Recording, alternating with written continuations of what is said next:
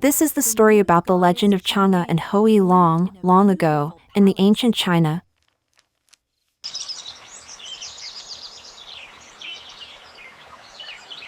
There were not one, but 10 suns in the sky. Their flames scorched the earth, rivers dried, and crops withered. Under blazing skies, villagers covering their faces from the scorching heat. Fear crept in, and panic began to spread like wildfire. The earth began to crack open, shaking the ground beneath their feet. Flames burst out everywhere, swallowing forests, climbing mountains, turning everything to ash. The people cried out for help as the earth began to die. Then came a hero, Hou Yi, the mighty archer. With a bow of great power and arrows as swift as lightning, Hou Yi climbed to the top of Kunlun Mountain. He took aim, and one by one, shot down 9 of the 10 suns, saving the world from destruction. The villagers thanked the hero with joy and praise.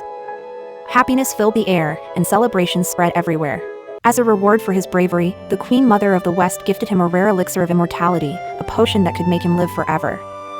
One night, Hou Yi hands glowing elixir to Chang'e. He told Chang'e, "I would rather grow old with you."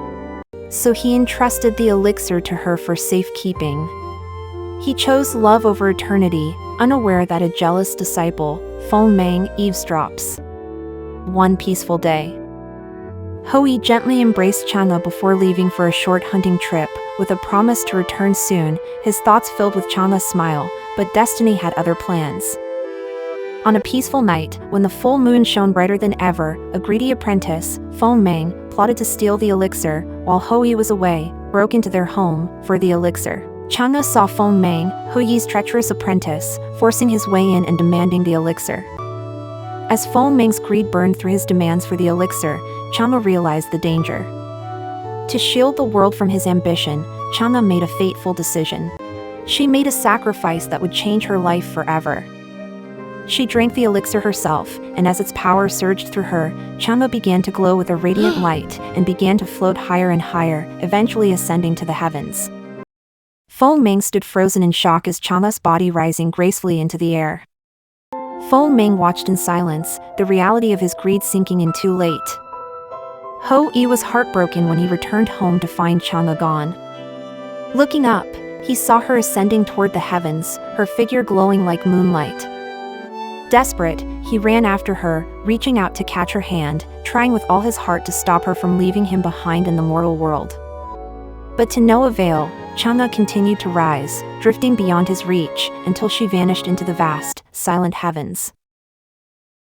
Chang'e chose to reside on the moon, the closest place to Earth where she could still look down and watch over her beloved husband, accompanied only by a jade rabbit, who tirelessly pounds herbs for the elixir of life. From then on, the moon goddess Chang'e lived in a beautiful palace. Hou Yi was heartbroken when he returned. He laid out Chang'e's favorite foods and gazed at the moon, hoping to feel close to her. Every year after that, on the 15th day of the 8th lunar month, Hou Yi always prepares Chang'e's favorite foods and gazed at the moon, remembering her beauty, her bravery, and their love, hoping to feel close to her. Every year after that, on the 15th day of the 8th lunar month, families gather to admire the moon, share mooncakes, and tell the story of Chang'e and Hou Yi. People would leave offerings to the moon in honor of Chang'e, giving rise to the midautumnfestival. And that's the story about the legend of Chang'e and Hou Yi, a tale of love, loss, and devotion that has lived on for centuries.